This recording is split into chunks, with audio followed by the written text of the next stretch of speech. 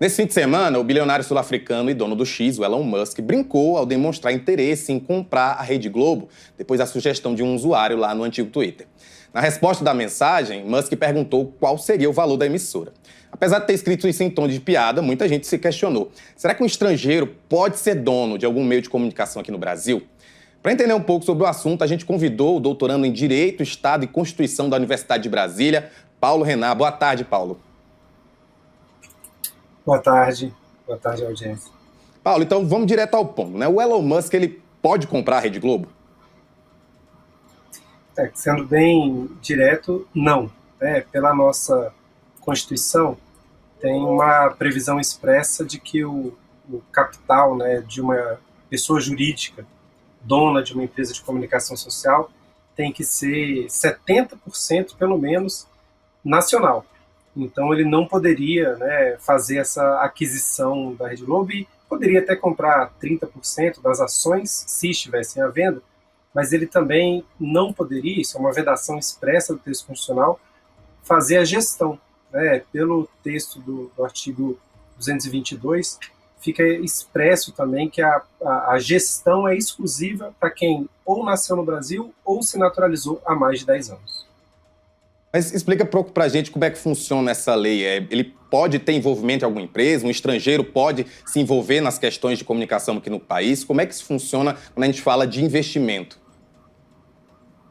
Originalmente, na Constituição, na redação lá de 88, a propriedade de empresa jornalística e de radiodifusão era privativa para brasileiro naturalizado há mais de 10 anos. Em 2002, houve uma emenda constitucional, então há 22 anos já, para permitir o investimento de capital estrangeiro no país, nas empresas de telecomunicação.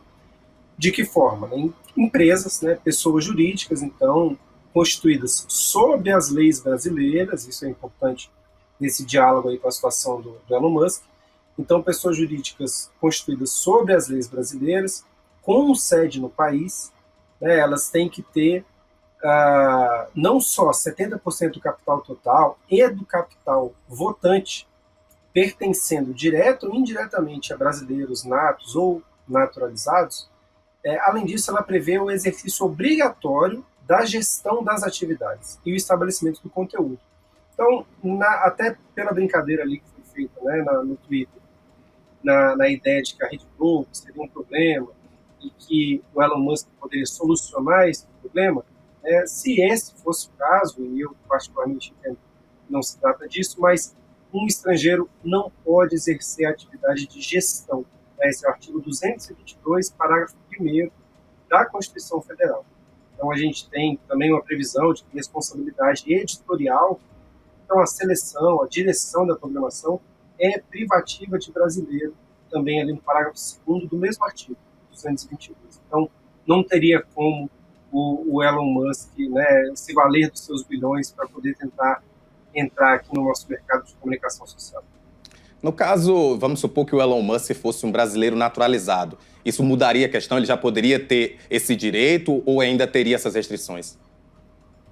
Aí sim, se ele tivesse naturalizado há mais de 10 anos, então se lá desde 2014 ele fosse naturalizado brasileiro, aí sim ele poderia fazer essa aquisição. Mas do ponto de vista da Constituição e da propriedade das mídias sociais. Mas além disso, a gente teria outras questões. Primeiro, que a programação que uma empresa de telecomunicação, de comunicação social no Brasil veicula, ela tem que obedecer às regras nacionais e antes disso, a gente poderia ter uma questão de concorrência, uma proteção à livre concorrência no mercado brasileiro, porque essa aquisição também poderia ser submetida aos órgãos de defesa da ordem econômica e do direito do consumidor.